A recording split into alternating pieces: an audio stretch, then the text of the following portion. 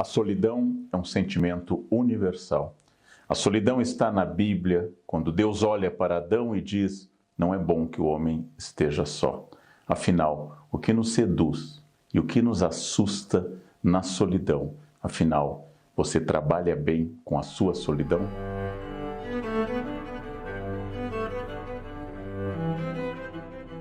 Prazer carnal. Nós vamos tratar de um tema muito importante e que foi alvo do meu livro mais recente, O Dilema do Porco-Espinho, pela editora Planeta. Durante meses eu me dediquei à leitura de clássicos sobre a solidão, da opinião de filósofos sobre a solidão, da literatura, do cinema e da arte, da grande questão de estar sozinho. O livro começa com a metáfora de Schopenhauer, o filósofo alemão, que em um texto afirma ter conhecido na juventude uma cena muito impressionante.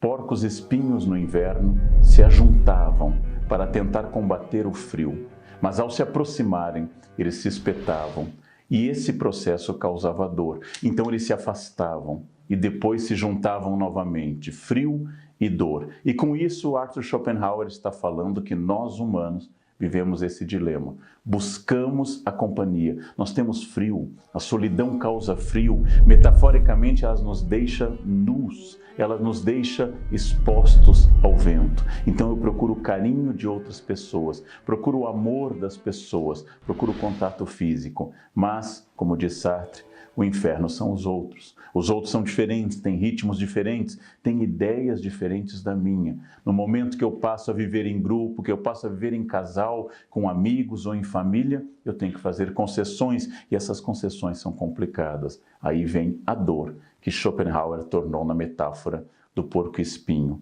Desde muito cedo a solidão é um grande dado humano. Desde muito cedo nós trabalhamos com essa ideia de que a solidão seja algo negativo. O texto trabalha com uma outra perspectiva igualmente. Qual seria ela? Ao invés de solidão como esvaziamento, como dor, como estar onde eu não quero estar, ou seja, sem nenhuma companhia, introduzimos também o conceito de solitude. Solitude é a capacidade de eu estar sozinho e, ao mesmo tempo, fazer dessa experiência uma grande oportunidade de crescimento.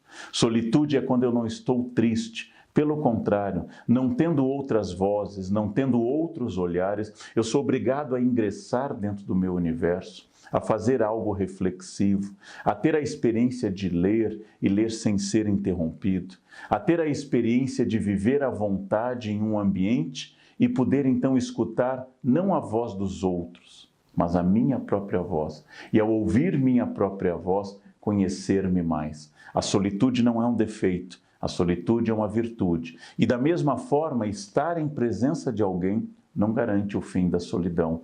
O livro, por exemplo, trata exaustivamente da solidão a dois, daquela solidão em que você está com uma outra pessoa, mas ao mesmo tempo essa relação não é orgânica, não é estrutural, não transforma, não toca, e você apenas compartilha um espaço com as pessoas. A solidão a dois é ainda mais aguda do que a simples solidão, mas nós temos muito medo. O pior castigo em uma prisão chama-se a solitária. Isolar na prisão já é terrível. Isolar dentro da prisão em uma cela isolada, solitária, pode levar alguém ao enlouquecimento.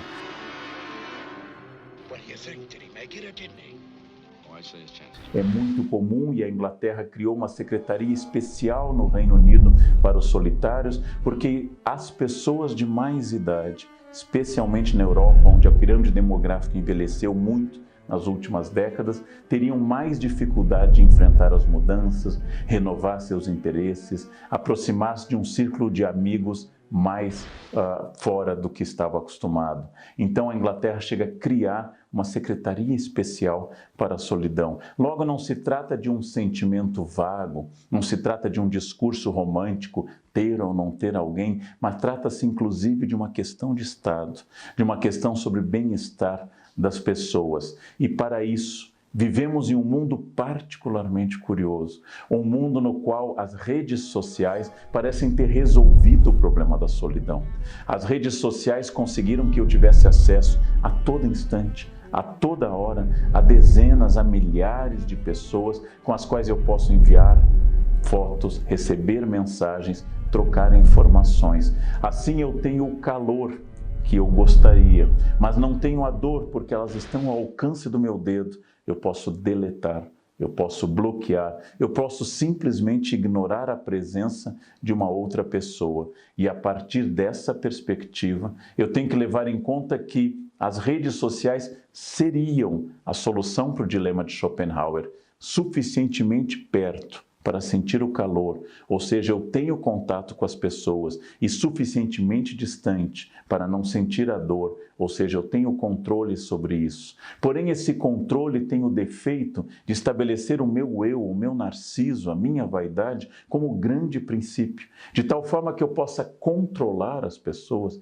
controlar o contato com as pessoas e torna essa relação existente, mas menos orgânica, porque exatamente no momento que eu olho para outra pessoa e sinto a diferença, sinto que não estou olhando para o meu espelho propriamente dito, sinto que nesse momento não é apenas a minha imagem refletida, mas alguém que pensa diferente, que me desafia a crescer, a mudar de ideia, que me desafia a não focar o tempo inteiro em cima da minha perspectiva.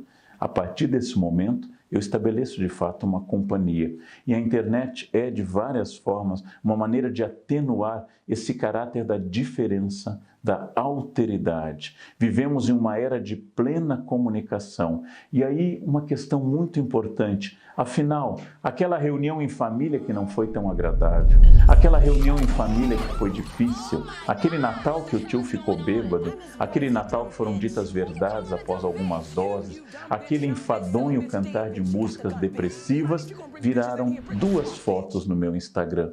2 fotos que mostram a família sorrindo, perfeitamente reunida e sem nenhuma solidão, compartilhando uma data importante. Exatamente por criar uma narrativa ficcional, exatamente porque me torna permanentemente feliz, acompanhado, pleno, pelo menos nas imagens, é que a internet tem um lado ficcional perverso, porque ela vai constituindo uma narrativa, uma grande narrativa sobre mim, que eu tenho a tendência de começar a acreditar por algum motivo. Eu tenho a tendência de começar a supor que aquela festa foi de fato extraordinária, que aquele Natal foi inesquecível e que a foto que eu enviei para o meu grupo constituiu uma bolha de felicidade e todos acataram essa narrativa.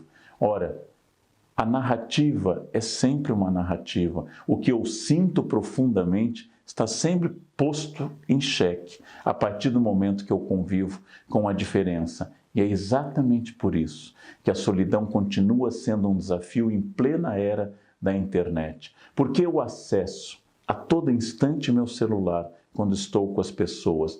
Não é uma defesa exatamente diante do desafio de ter que lidar com o outro? Por que é que eu mando mensagens para as pessoas que não estão presentes? E quando as encontro, passo a mandar para outras pessoas que não estão presentes? Porque eu não consigo encarar uma relação direta, verdadeira, genuína, não intermediada pela minha capacidade de controle. Vivemos a era do maior contato da história. Nunca na história humana tivemos tantas relações. Um homem medieval vivia cercado de poucas casas e poucas famílias. Talvez nunca conhecesse uma cidade de mais de 1.500 habitantes. Este homem medieval vivia exclusivamente em torno de um núcleo muito pequeno. Nós vivemos em torno de núcleos gigantescos, de informações, de grupos de WhatsApp, de internet. E, ao mesmo tempo, somos campeões no consumo de medicamentos contra a infelicidade, medicamentos contra a ansiedade e medicamentos contra a insônia. Pensemos bem, afinal, o que me assusta na solidão? Por que é que chega um sábado à noite e eu, por acidente, por hábito ou por decisão, estou sozinho em casa? Existem convites, mas eu estou sozinho em casa. Por que bate um certo medo nessa solidão? Porque não basta estar sozinho. Se eu fico em casa digitando a todo instante, estou sozinho, e eu adoro estar sozinho, adoro estar aqui na minha casa sem ninguém, eu me basto e fico mandando imagens de como é feliz a minha solidão, há uma dúvida plausível de que você não esteja tão feliz e nem tão bem. Nós temos um imenso medo de encarar o espelho de nós mesmos. É como a metáfora do grande escritor Oscar Wilde sobre o retrato de Dorian Gray. É como a medusa que olha nos olhos e torna a todos pedra. Porque enquanto eu estou acompanhado, as conversas e as companhias me distraem da minha própria narrativa, me distraem de tal forma que eu possa pensar, de alguma forma, que essa narrativa de fato tapa, esconde, oblitera aquilo que eu sou realmente. A solidão traz isso à tona. A solidão evidencia coisas que eu não gostaria de encarar. Nós devemos nos preocupar profundamente com dois extremos. Aquela pessoa que se chamava na literatura clássica de misantropo, mis, raiva, desconfiança, antropo, homem. Aquela pessoa que não pode ter contato social, o típico misantropo. Aquela pessoa que não consegue estabelecer laços efetivos de sociabilidade e de afeto. O misantropo é um defeito. É um defeito porque a espécie humana é gregária, é geneticamente gregária e inclinada à sociabilidade por tradição cultural e inclinação da nossa característica de mamíferos de bando. E ao mesmo tempo, no outro extremo, está a pessoa que não consegue ficar sozinha, como se eu fosse alguém que precisasse da muleta incessantemente de todas as outras pessoas, como se eu fosse alguém que não tivesse a capacidade de dizer em algum momento que o outro é importante, mas eu não preciso estar 100% do tempo acompanhado.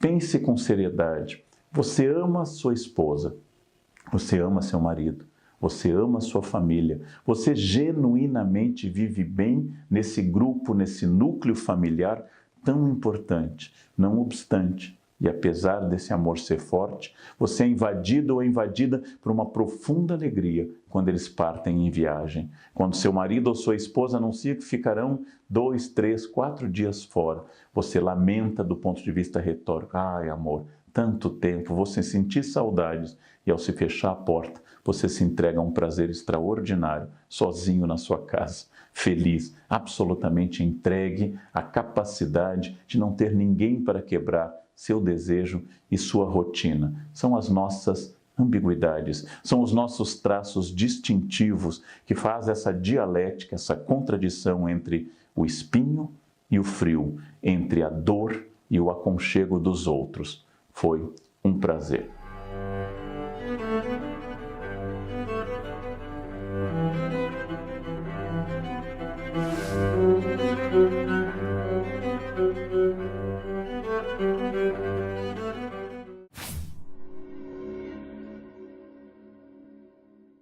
Descubra sua personalidade com o teste Pensax.